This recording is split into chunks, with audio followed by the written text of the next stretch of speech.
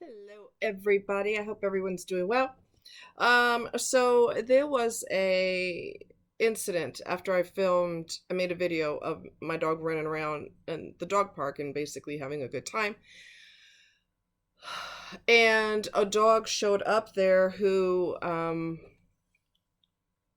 has played with Milo before. Occasionally got a little rough with him, but today he decided to attack Milo as soon as he got in the park. So my friend grabbed the other dog and I'm trying to separate them and it just got, thank God Milo did not get hurt. Come here, boo. Come here. Go say hi. Come here. Come here. Come here. Gotta pretend I'm eating something. Come here.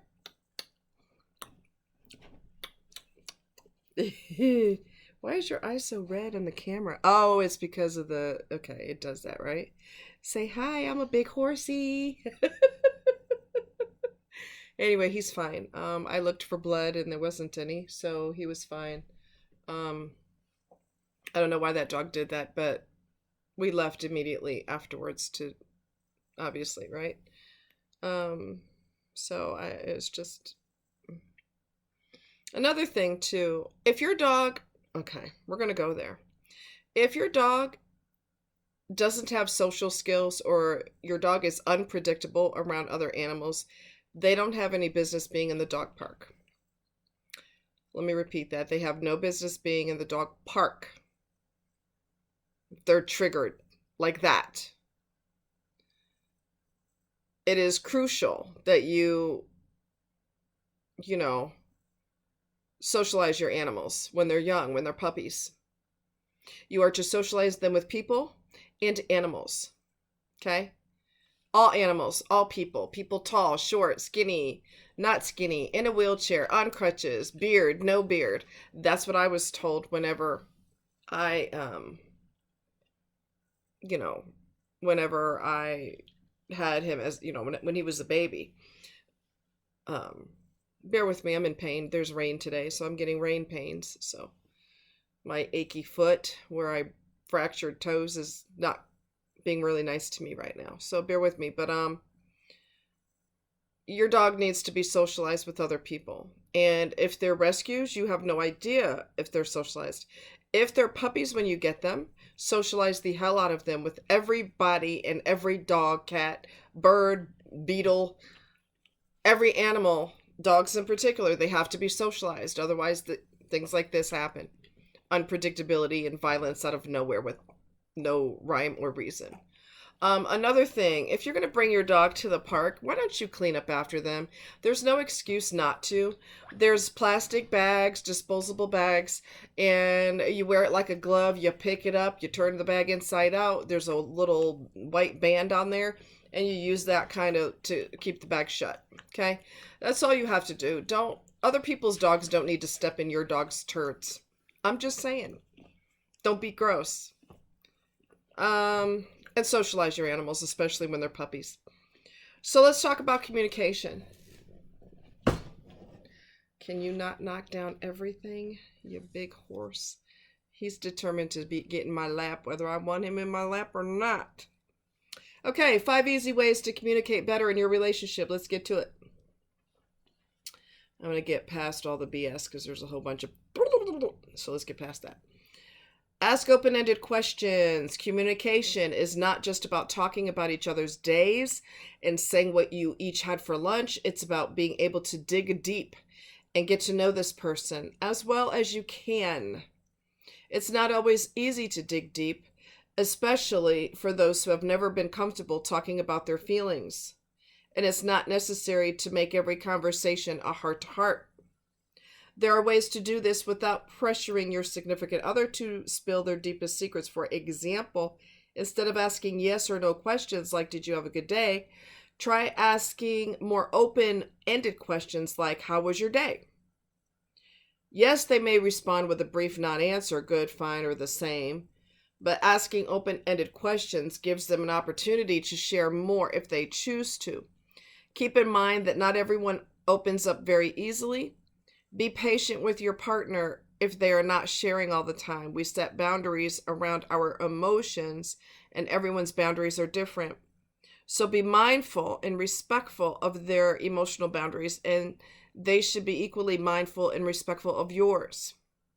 Ultimately, the more you get to know your SO on a deeper level, the more open and honest you may be with each other. Pick up on nonverbal cues. If your partner says my day was fine, but their tone sounds irritated, upset, or angry, then there may be something else that they're feeling, but not yet ready to communicate. Communication is not just about the words we say, but also how we say them. Our tone and our attitude give away a lot more than just the words coming out of our mouths. And it's honestly a skill to be able to pick up on these nonverbal cues. Learn to read their facial expressions, their hands. Are they trembling, fidgety? Their body language. Are they making eye contact? Are they crossing their arms? And listen to their tone of voice. Don't try to read their mind. Sometimes you can tell just by looking at someone what they may be feeling. It's not always easy to do this, but let's face it, as much as we want to be mind readers, we aren't and shouldn't have to be.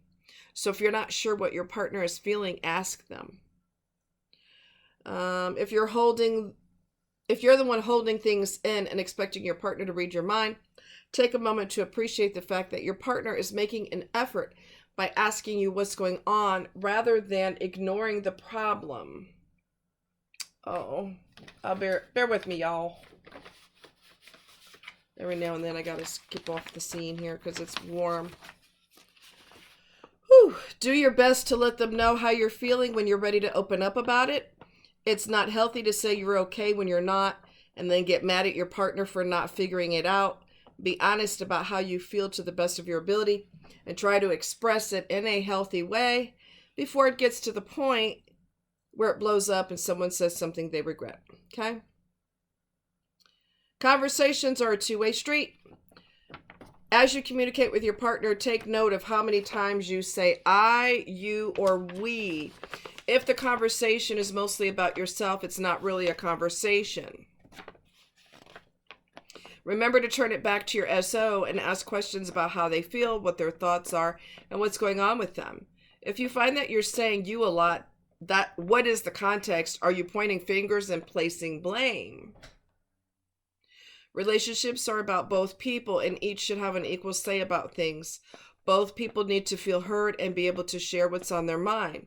If you feel like your partner is the one overtaking the conversations and you can't get a word in, it's important to let them know this. They may not be aware that they're dominating the conversations. Conversations are like a tennis match. It should flow naturally back and forth to each person. And therapists will also tell you, if you have a issue, pardon the paper in the background, I'm hot. Don't say you get on my nerves when a lot of you, because those are accusations and people don't respond well to that. Okay. So it hurt when this happened at dinner the other day, that really hurt my feelings. Things like that. So it's not coming off like attacking. All right.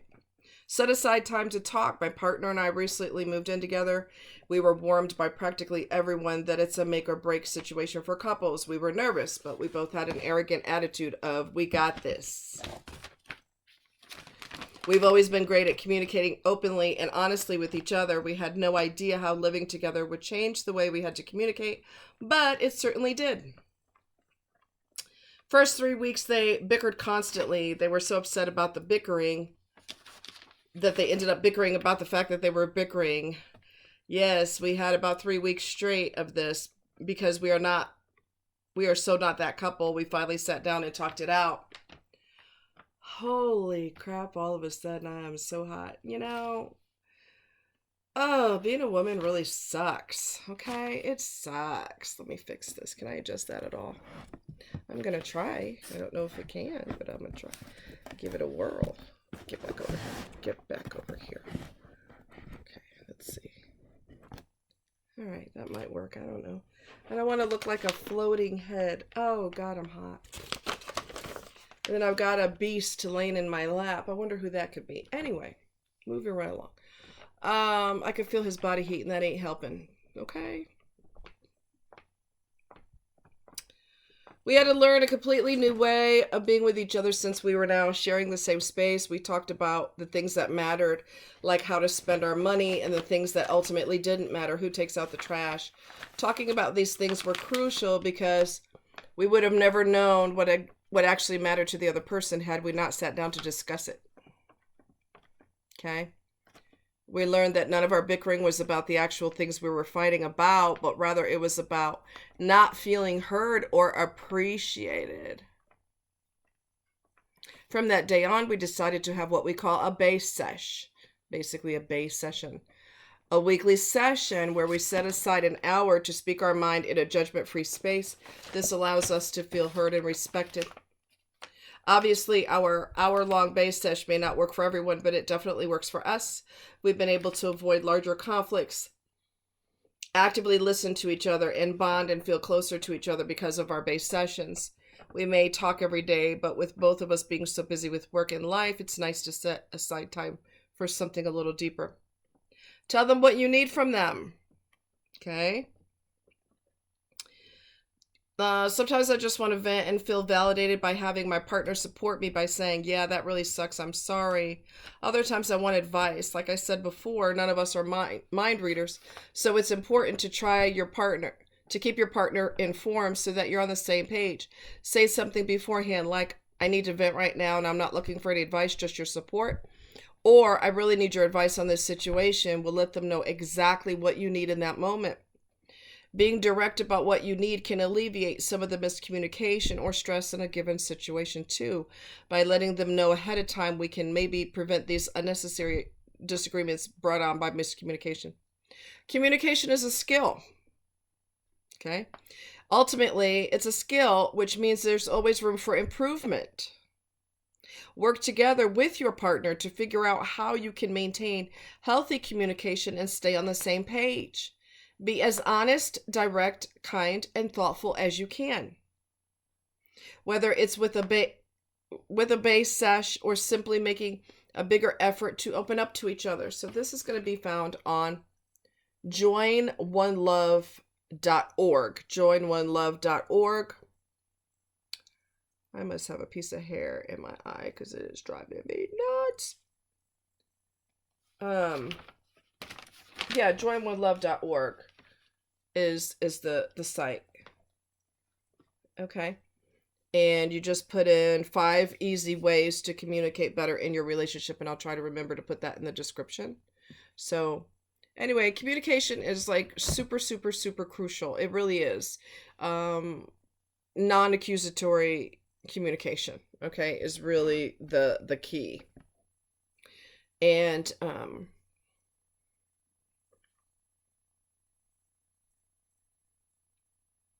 you know, I'm pretty open with you guys, and I communicate quite a bit about how I feel and some deep things that I've been through. And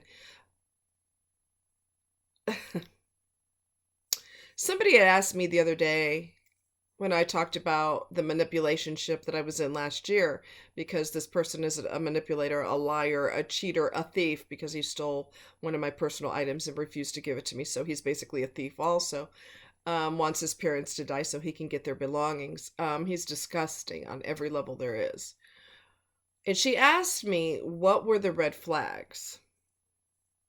And this doesn't pertain to communication. This pertains to manipulation. Okay? She said, what were the red flags in the beginning? And it was hard for me to come up with them because, oh my eye.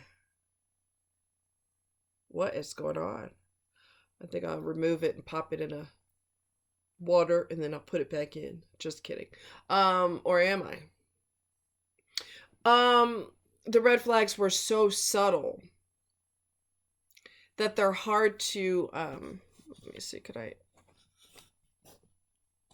hold on. Hold on, guys. Hold on. There we go. I don't know if you see me better with that. I think that, okay. I don't know if you see me better with that or not. But anyway, um, what were the red flags?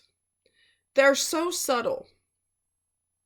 And your mind is being bent in such a subtle way that you don't even know that it's happening. So there was a person that he went out with before for two dates. And he tried to bend her mind immediately. And he said to her, and this is a form of gaslighting when someone tells you this is the reality and it is not the reality, okay? He told her, I think the battery's going on this. I gotta plug it in. That's why it's acting weird. Anyway, he told her, you tried to kiss me. She said, no, I didn't. He said, yes, you did. Does that help? Yes, it does. So see, we got to be creative around here. You got to make it work. I don't know if that'll stay, though. Anyway, I'll use that for now. God, my foot's killing me. Oh, my God. It's raining, so it sucks. Anyway, he said to her, you tried to kiss me. She said, no, I didn't. He said, yes, you did. She said, no, I did not. Yes, you did. She said, no, I didn't. Because the only time I would try to kiss somebody is if I'm attracted to them, and if I'm attracted to them. Well, that was a narcissistic injury. When you say something that hurts a narc, that causes a narcissistic injury, which is a very deep emotional strike to them. So, to retaliate, he ran around and told everybody that she was psychotic. A crazy person telling somebody that they're psychotic.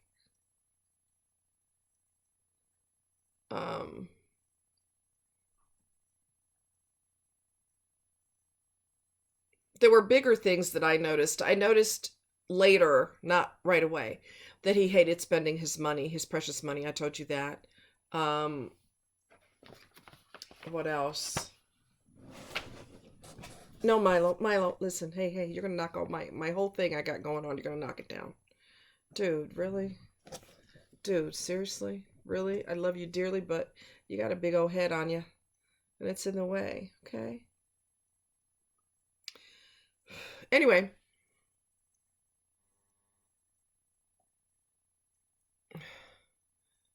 He wasn't going to spend his precious money anymore, so I had to buy my own groceries on the weekends. He refused me to go to the lake even though we were already there. He refused me to go because he didn't want to. He just did not want to. So that was a flip the bird to what I wanted. So nothing was a red flag in the beginning because he was Mr. Fake Nice Guy in the beginning. And then there gradually were things that happened that were not working in my favor at all.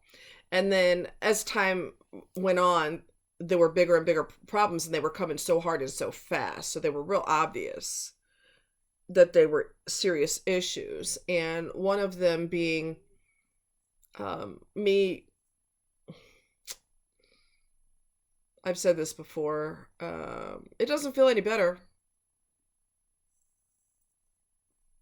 I had a heat-related illness in the park, and he basically ran away from me like the little bitch that he is. And he just couldn't get away from me fast enough. And I really didn't want to have to go to the ER, but I was seriously thinking about it. And I don't go to the hospitals. I stay as far away from them as humanly possible.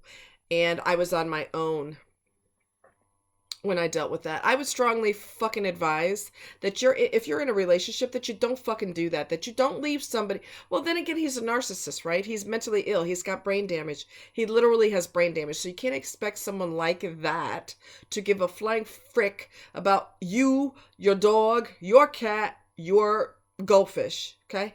They're incapable. They don't have anything connected up here that serves as empathy. So if something terrible happens to you, it sucks to be you. Milo, come on, man. He's determined. We're gonna snuggle, and that's it. See, he has no empathy. My dog's a narc. No, I'm kidding. He does have an anger problem, and we're working on it. Um, mm,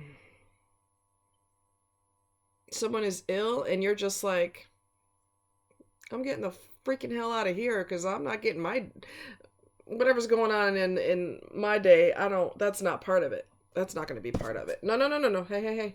Be still. You're going to knock everything down. Quit. Um, just so those are things. So like in the beginning, there weren't red flags per se. It showed up. It manifests itself later. Months in, and then once the signs started to come, they came hard and fast. This is not how you want your relationship to go, folks, okay? You do not want your relationship to be that, or you don't want it to turn into a manipulationship, or your partner is on their own when something happens. They're completely on their own. I mean, some people, just to be quite honest with you, some people are a prime example of what you never want to do.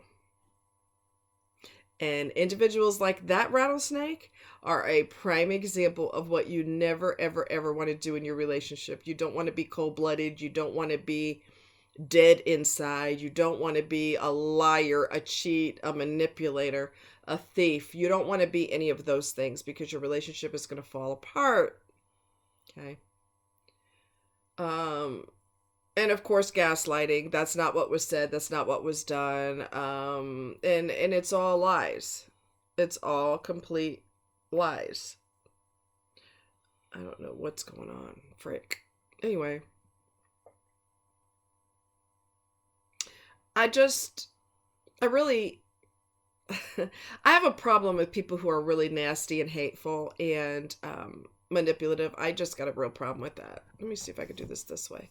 Shit, that's even better. I'm turning into a professional photographer. No, I'm not. Or a videographer would be more accurate. Yeah, I have to plug my light in because it's just not doing what it's supposed to do.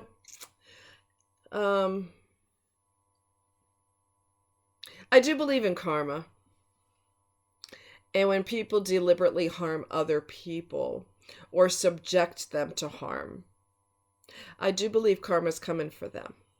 I do. And the reason I don't have, this is going to be slightly crooked because of my whole setup here, which is, makeshift at best. I do believe in karma. And I do believe karma's coming. So, and I don't want to hear anything about, well, the person's got issues, you got to understand. No, I don't have to understand anything. Because I also understand that there's professional therapists. I also understand that there's psychotherapists. And there's no excuse. There's no excuse. So, sometimes you may have to sacrifice on the bullshit that you do,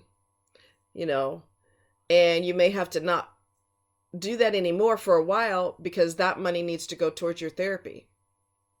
I'm just saying.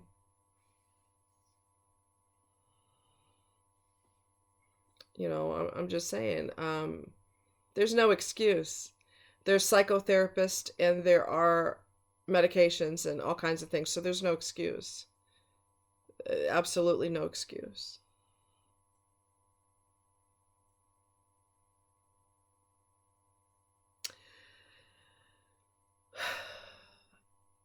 I've never had anybody, we're going to get raw today.